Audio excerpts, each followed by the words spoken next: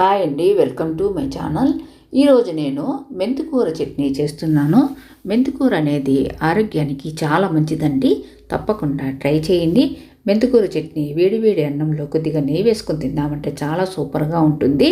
Medium size మెంతికూర కట్టను ఒకటి తీసుకునేసి నేను ఆకులు కాడలు శుభ్రంగా కట్ చేసుకునేసి 2 సార్లు శుభ్రంగా కడిగి మనం పక్కన పెట్టుకోవాలి. ఇలాగ పక్కన పెట్టుకునేసిన తర్వాత స్టవ్ ఆన్ చేసుకునేసి లో ఫ్లేమ్ పెట్టుకొని ప్యాన్ పెట్టుకునేసి 8 ఎండుమిరపకాయలు వేసుకున్నానండి. కారం ఎక్కువగా కావాలనుకుంటే 12 వరకు కూడా వేసుకోవచ్చు. నేను 8 ఎండుమిరపకాయలు వేసుకునేసి ఒక 2 నిమిషాల పాటు బాగా వేయించుకునేసి 2 టేబుల్ స్పూన్స్ పల్లీలను కూడా వేసుకునేసి వేయించుకోవాలండి. నేను పల్లీలు ఆల్రెడీ వేయించుకున్నా కనుక పల్లీలు వేసుకునేసి వాటిని వేసుకున్న తర్వాత 1 నిమిషం పాటు వేయించుకునేసి నేను వేరొక ప్లేట్లోకి ఈ పల్లీలు ఎండుమిరపకాయలను తీసుకున్నాను.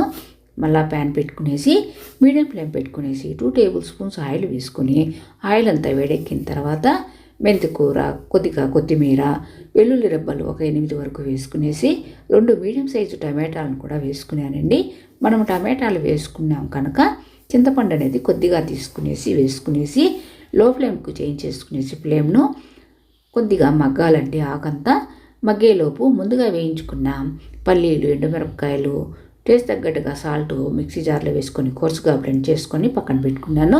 తర్వాత లో ఫ్లేమ్లో ఈ ఆకంతా మెంతికూర టమాటా అంతా మగ్గేలోపు ఒక 5 మినిట్స్ అనేది పడుతుందండి. ఇలాగా టమాటా, వెల్లుల్లి రెబ్బలు, మెంతికూర, మనము వేసిన చింతపండు అంతా కూడా మగ్గిన తర్వాత స్టవ్ ఆఫ్ చేసి చల్లారిన తర్వాత మిక్సీ జార్లో వేసుకునేసి ఫైన్ పేస్ట్ లాగా కాకుండా కోర్సుగా బ్లెండ్ చేసుకుంటే చాలా సూపర్గా ఉంటుందండి.